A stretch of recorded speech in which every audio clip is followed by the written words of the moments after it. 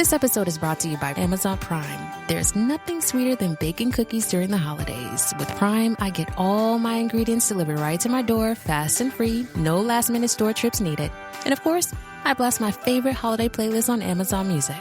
It's the ultimate soundtrack for creating unforgettable memories. From streaming to shopping, it's on Prime. Visit Amazon.com/Prime to get more out of whatever you're into. Hey, it's Austin James. Yes, I'm living with diabetes, but it doesn't have to define me.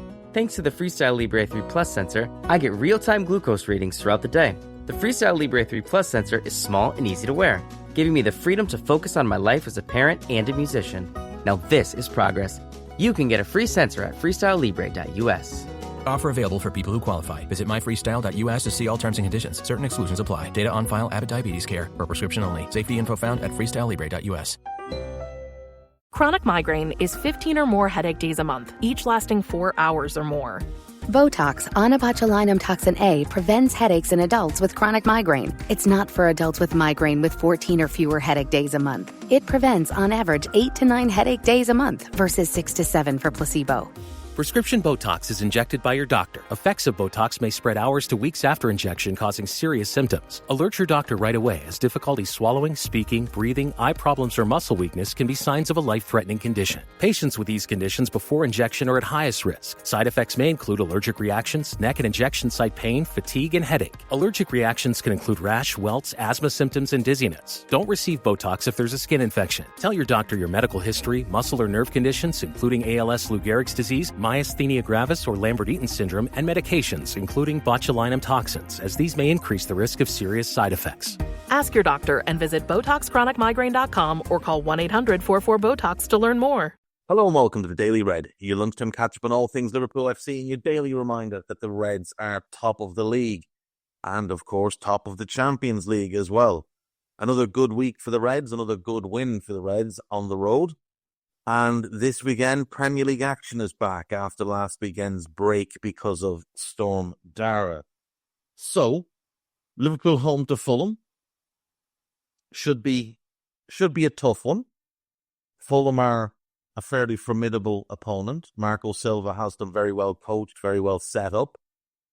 They're not a pushover for anybody. They currently sit 10th in the league. They've won 6 of their 15 games. 5 draws and 4 defeats. So, they're not unbeatable by any stretch. They have scored 22 goals and conceded 20. So, they're not a team that scores a ton. They're not rock solid defensively, but they are good from back to front. They're competent all over the pitch. There's no real area that you look at them and think that's a real weak link. However, this weekend, they might have a weak link in the centre of their defence because of injuries and suspensions. So, if we take a look, this weekend, Joachim Andersen is injured and Calvin Bassey is suspended. They're also going to be missing Tom Kearney. They're also going to be missing Harrison Reed and Reece Nelson. So they are all expected to miss out.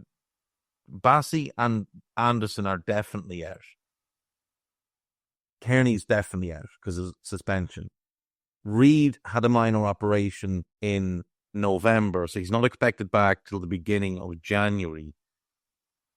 And then Reece Nelson, they think probably February. So the likelihood is all of those 5 miss out. For the Reds, there is positive news. Now, still no Costas, but he is getting closer. Still no Bradley, still no Ibu, but it looks like they might be back a little bit sooner than we had previously thought. We will definitely be without Alexis McAllister. But it looks like we will have Diogo Jota and Federico Chiesa in the squad. So a big boost for the attack, getting 2 quality players back. Obviously, very unlikely that either of them start. But as options off the bench, pretty good thing to have. Especially given Darwin's recent form, another poor showing from him in the week. Now, Arna, post-game, made some comments that people took a certain way. Today, he kind of clarified them a bit more, and he talked up Darwin's work rate and how much he gives to the team in terms of his effort and the like, but obviously did again point out that he's not scoring as many goals as Darwin would like to score. It's pretty clear we have a minor issue with that number 9 position. We're getting elite production from Mo, like best in the world production from Mo. We're getting very good production from the left wing, the combination of Diaz and Gakpo, but we're not getting it through the middle. A big part of that, obviously, is that Diogo Jota has missed quite a bit of time with an injury, but it's also that Darwin has not been putting chances away. He hasn't been getting a ton of chances, but he has had a bunch of chances that he should have scored. You know, and as we sit here on the 13th of December, he really should be kind of closer to the 7-8 goal mark right now. But it's a position we've known would likely need to be strengthened. You know, from the summer when articles started to come out about how the recruitment staff weren't overly keen on Darwin, they preferred someone like Christopher Nkunku, that Darwin was a Jurgen Klopp kind of hushed signing, it became fairly clear that they didn't view him as the long-term fit in that position. And there has been some reports in recent days suggesting that João Pedro is a target. I think he'd be perfect. I think he's that 9-10 hybrid that Arna wants in that role. He's similar stylistically to Santiago Jimenez. I think he's a better player than Jimenez. I think he's got arguably the 2 best assists I've seen in the Premier League this season. And I think he's going to score goals. Now, some people have pointed out, look, I think he's played 71 Premier League games and he doesn't score a ton of open play goals, but you do have to take into account the context. He doesn't always play as a 9. He's played out wide. He's played in the 10 spot. He was also very young when he joined Watford. He was 18 that first season. They went down. They came back up. He was 20, still a kid. But he's been really good for Brighton. And I think his style of play really lends itself to what we do. And I would never be the type to suggest listening to Troy Deeney on anything, really. Especially given his recent Mo comments, which are second only to Jamie Carragher in terms of stupid things that have been said about Mo in recent months. But I listened to the Under the Cosh podcast when Deeney was on. I listened to both episodes. And he was talking about Richarlison. And then he brought up João. And he said that, both of them have great ability. The difference is that when things went wrong for Richarlison, or when he got kicked, that he'd shrink, that he'd start to moan. Whereas when João Pedro would get booted by a centre-back in training or in a game, he'd just go and boot them back. He had the right mindset. He wanted the physical battle. He was up for that. And he embraced English football very quickly. I think that speaks well for his mindset. I think it's always a good sign when Brighton are willing to spend a significant chunk of money on a player, that they're the type of player that would fit well at Liverpool, because they operate with a data-led recruitment approach. They also are big on kind of background checks and a strong no dickhead policy. So I do think he ticks a lot of boxes for us in that regard. And I think on the field, he ticks pretty much every box. Given his age, given his potential, I think he's one that would make a lot of sense for us for the immediate term and for the long term. Back anyway to Fulham this weekend. So, like I said, 6 wins this season. They beat Leicester home. They beat Newcastle home. They won away to Nottingham Forest, and they beat Brentford home. They beat Crystal Palace away, and they beat Brighton at home, which was a really good result. They've drawn away to Ipswich, at home to West Ham, away to Everton, away to Spurs, and at home to Arsenal. So they do cause trouble for the bigger clubs. Their defeats this season, they're a bit odd. They lose away to United, who are dreadful. They lose away to City. That was before we realised City were dreadful. Now, they get beaten at home by Villa, which is fair enough. They lost at home heavily to Wolves. Just a very strange result. Very, very strange result.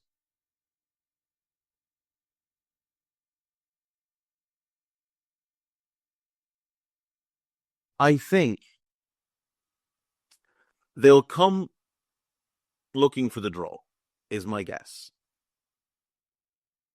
I think they'll be really well organised. They'll come in a 4-4-1-1, and they'll be hard to break down. And they'll likely play Jimenez up front and maybe Adama Traore on the wing, and look to use those two as a means to relieve pressure, because Jimenez, in terms of hold-up play, is really, really good. And then they can bring on Rodrigo Muniz, who's also really good in that regard. And then they have Adama as an outball. So I think that'll be their plan, to come and try and counter-attack us. They've also got the likes of Smith Rowe and Iwobi, who will be a threat, and we'll have to be aware of that threat. But I don't really see anything that we should be overly concerned with. I think the Girona performance from our side was quite poor. But I do think we're generally, and this isn't an Arne Slot thing, dates back to Jurgen. I always think after a longer break, we always look a little bit ropey in that first game back. And I think that's been the case for us this season as well. Like, I think when we've had to have a week off or whatever, or 2 weeks off, and then come back, we just don't quite look right. You know, the Forest game, prime example. We weren't good against Chelsea at home, and then we weren't good away to Southampton. They're the 3 games off the back of the international breaks. And we weren't particularly good in any of them. And we were very fortunate to beat Chelsea, and very, very fortunate to beat Southampton. We needed significant help from their goalkeeper. This episode is brought to you by Disney Plus. Game on, because ESPN Plus content is available on Disney Plus. You can watch your favorites from Disney Plus, Hulu, and ESPN Plus together like never before. With ESPN Plus, unwrap a full day of NBA action on Christmas Day. Tip off the festivities with the Spurs and Knicks, followed by the Mavs and Timberwolves. Then a clash between the Lakers and Warriors, followed by the 76ers and Celtics. And finally, the Nuggets face off against the Suns, all streaming December 25th. Then with Hulu, watch the terrifying sci-fi thriller Alien Romulus, where a group of young space colonizers come face to face with the ultimate horror. And on Disney Plus, follow the adventures of 4 kids across the galaxy as they meet unlikely allies and enemies in Star Wars Skeleton Crew, starring Jude Law. All of these and more now streaming and available with a bundle subscription. Visit DisneyPlus.com for details. Terms apply. This year, Santa's bringing the power of Energizer into his workshop. Whoa, the Energizer Bunny's got so much power. Wait, he's powered up all the toys. I think that means we're done for the year. I love this bunny. He's the hardest working helper the North Pole has ever seen. And he wants all your gifts to have the power of the #1 longest lasting AA battery. So this holiday season, stock up on Santa's and the elves' favorite battery, Energizer Ultimate Lithium. When you share your food, you share your heart. So what's on your table this holiday season? Save on your festive feast at Kroger with delicious deals on all the holiday classics. Or wow the crowd with something new, like a quinoa stuffed butternut squash. It's sure to add a pop of color to your spread. How about a sweet potato casserole with a crunchy oat streusel topping? Made with care for the sweet tooth. and the savory tooth. With Kroger, fill your table with love and watch as your guests' hearts get as full as their bellies. Kroger, fresh for everyone. But having gotten that Girona game out of our way, I think now we should be in good shape for this one. So we go Fulham home, then it's Southampton in the Cup. I'm hopeful Arna sees that as a game to rotate in. And then we go full strength into Spurs, which is the final game before Christmas. When you consider Spurs will be without Vicario, likely without Romero, and likely without Van de Ven, that's very promising for us. If we can win these two games and get ourselves into that Christmas break with our lead intact, plus our game in hand, we'd be in pretty good shape. Then Leicester away on Boxing Day. Leicester home on Boxing Day and West Ham away on the 29th finishes us up for the year. And again, if we can get to that 19 game marker, with our lead and our game in hand, and that Everton game, I believe, is rescheduled now for the 11th of February, so we know when that will come. I think we're looking like we're in really good shape. I do. It's easy to say when you're top of the league, but I think we've gotten through a really difficult run of fixtures. I know people will say, "Oh, well, you had all your hard games at home, and you've got all these hard games away to come." But look, everybody plays the same teams. Everybody plays the same teams, and as Simon Brundish always says, you don't win the league against the other people in the top four. You win the league against the dross. If you beat the dross, you win the league. And thus far this season, we're beating the dross. The only team you would look at and say potential dross is Forest. They're not a team that we would have expected to be where they are right now. Newcastle are worse than we expected them to be, because Newcastle everybody had as a top four contender and a likely Europa League team. Arsenal obviously were many people's pre-season favourites. Forest were a team people had potentially going down. But there they are in fifth place, which is a bit wild. But if we can beat Fulham, beat Spurs, beat Leicester, and beat West Ham, and get those out of the way, that will send us into the back half of the season in great shape. With our lead, with that game in hand. January, it's not the toughest. Home to United, they're still a mess. Away to Forest, we'll want revenge. Away to Brentford is our toughest match in January. By a considerable margin, they're the best home team in the league. And then we've got Ipswich at home. Then in February, it's Bournemouth away, that's tough. Wolves home should be a win. City away, who knows? Who knows what City we get? And Newcastle home, plus that Everton game in there. All things considered, February's a bit tougher, but you'd still feel confident in us going through that month in good shape. March, there's only 2 league games scheduled at the moment. Southampton home, Villa away. But then it's from game 30 onwards. From April onwards, that's where things will get tougher. We get Everton at Anfield. It should be a game we win. We go to Fulham. West Ham home, Leicester away, Spurs home. I mean, again, I'm looking at that and thinking, why can't we win all 5 of them? But it is tougher because the pressure starts to mount. But by the time you get out of Tottenham on the 26th of April, you've only got 4 games left. Now, our last 4, 3 of them are very tough. Chelsea away, Arsenal home, Brighton away. That's very, very tough. But by then, it could be over. We could have it wrapped up by then.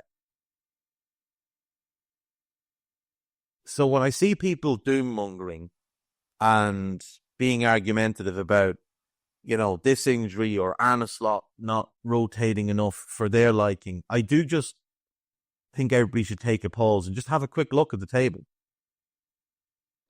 And I know that we have ran out of steam in a couple of different seasons. And there's a feeling, certainly that I share it, that the decision to go after some of the cups in recent years may have cost us the more significant honours. Like, going full bore for the League Cup last year might have cost us the title. But there was other factors, but it was definitely one. In 21-22, I don't think there's any doubt that going full bore for the two cups hurt us by the end of the season. And, there's definitely merit to that argument. But the one thing I will say about Arne going the way he is right now versus Jurgen doing it is we're not expending the same energy. Like, the football's not nearly as intensive. It's not as breakneck as it was under Jurgen. Newcastle is the only game where we've really looked tired this season. We've had other games where we haven't looked great, but Newcastle was the first time that I thought we looked tired. But it was also how physical they were. Like, Newcastle are quite a unique team in this league with how physical they are and how much they get away with it, particularly Joelinton, who's a yob. But I think people read too much into that, and people were far too upset by that result, which, you get to the end of the weekend, Arsenal have dropped points, City have dropped more points. All of a sudden, it doesn't seem as consequential. Yes, Chelsea have closed the gap, but, somebody has to. They're not all going to let us run away with it. But I'm not worried about Chelsea. I don't see Chelsea as a team that can win the league. Not with that goalkeeper, not with that defence. I think there's too many flaws in that team.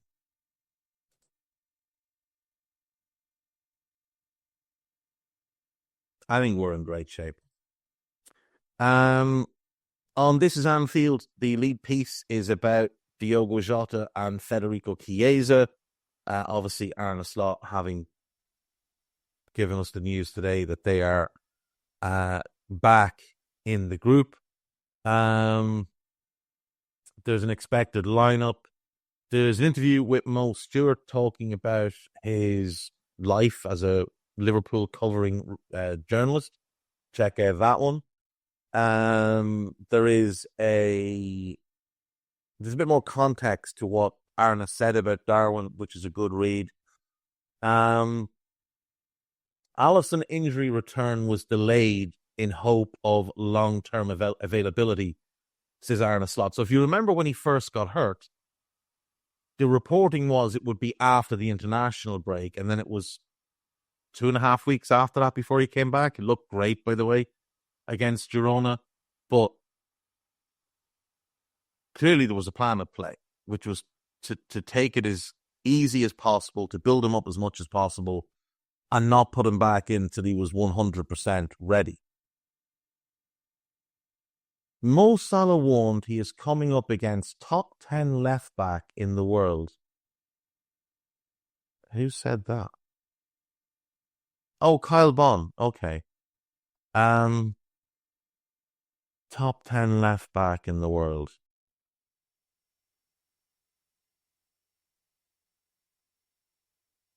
I think that's a bit aggressive, but then when you think about it, there's not a ton of great left-backs. Like Alphonso Davies, Theo Hernandez, Alejandro Balde, Gvardiol. Grimaldo's a wing-back, so I don't count him. I think Hincapié as a left-back is better, but he doesn't play as a left-back. Plays as a left-side centre-back in a 3. I think Aït-Nouri is better than Robinson. Calafiori is a better player than Robinson, but Hasn't played a ton of left back, so, you know. Cucurella is better than him. Cucurella has bad games that are just appalling. But when he's on, he's really good. I mean, Luke Shaw's better than him, but he's never fit. Chilwell's better than him, but he's never fit. He's probably better than Robbo at this point. But that's more to do with Robbo's decline than anything else. Ferland Mendy's better than him. I think Nuno Mendes is better than him. I don't know that I go top 10. I really don't. Like, if you were buying from the Premier League, if we were looking to buy a left back from the Premier League, he's not in my top 3. Aït-Nouri, Kerkez, and the doggy would be my 3. Would he be 4? Maybe. Like, he's a good player, but he's not an elite player. I think top 10 in the world is a bit aggressive, but there isn't a raft of great left backs. Now, he does tend to do well against us. He does well against the big teams because he always ups his game against the big teams, probably because he's looking for a move to one of the big teams. But no, he wouldn't be for me.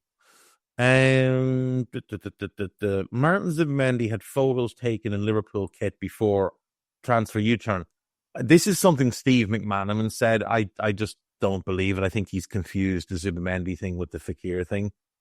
I haven't seen any journalist suggest that that's true, or anybody that would have any kind of insight. So I think McManaman might just be getting himself a little bit confused, which, you know, wouldn't be the first time for Stevie Mac. Great and all as he is. Right, there is a piece on Anfield Index about the midfield. There is a piece about Arne Slot and tactical changes. There's a piece about Alphonso Davies. There's an article in The Athletic which links us to Alphonso Davies and then kind of dismisses the link all on itself. There's a piece on Ali, and there is a piece on Franco Mastantuono, who is a genius midfield prospect from River Plate. Now, David Lynch is not poured cold water on it, but he certainly sprinkled a bit of cold water across it. There's reports out of South America, for the most part, that, you know, we are really interested and would be interested in paying his release clause, which I believe is 37 million. He is a very, very special talent. Somebody's going to get him and bring him to Europe, and I think he's going to be quite special. I'd love it to be us, but as David Lynch pointed out, it's not really a market that we've gone after. Now, there's mitigating reasons for that, but 37 million for a player at 17 who's never played outside of Argentina other than Libertadores games. I have a tough time seeing us do that. Though I would love it to be true. Podcast-wise then, there is always quite a lot going on, as you're aware. David Lynch has been a busy man. And last night he spoke to Tom Robinson. Now, not Tommy Robinson. He's in jail. Tom Robinson, who's a South American expert. And he talked about Mastantuono. And he talked about Julio Soler, the young Paraguayan-born Argentine left-back who plays for Lanús. And he talked about Vitor Reis of Palmeiras, who's really interesting. But he's a 6-foot centre-back that I don't see us buying. Now, could we buy him and play him at right-back? Could we do a Guardiola type of thing with him? Maybe. If Trent was to leave, him at right back and whoever at left back, maybe that's something they look at, but, you know, who knows? There is a new rival recon with Harry Sethi, so do check that out. There is Chat G&G, one of the new shows. Have a look at that one. And then there is Arne Slot's press conference, which is up and it's full. There's also the latest David Lynch podcast, which you can check out as well. And there's a new scouted from yesterday, which is Carl and Guy. I must call them Kai. Carl and Guy talking ahead of the Fulham game. There will be Raw tomorrow. As things stand, there will be no Trev Downey on that Raw because Vodafone are a terrible set of lads. And if you could all message Vodafone in any way, shape or form and just let them know that they're a terrible set of lads, it would be well appreciated. So that's it from me. I'll be back on Monday. Take care of yourselves. Bye-bye. This podcast is part of the Sports Social Podcast Network.